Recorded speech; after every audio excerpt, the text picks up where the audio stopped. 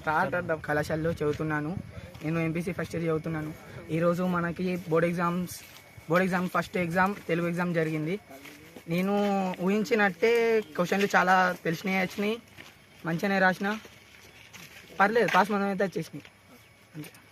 అవును. నీ సంకల్పం లక్ష్యం ఏంటి? నీది? నా లక్ష్యం సివిల్ ఇంజనీర్ కావాలని ఉంది. Civil engineer. అందుకోసం ఎంపీసీ తీసుకున్నాను. Okay, right. ఇప్పుడు మా ఫ్రెండ్ గారు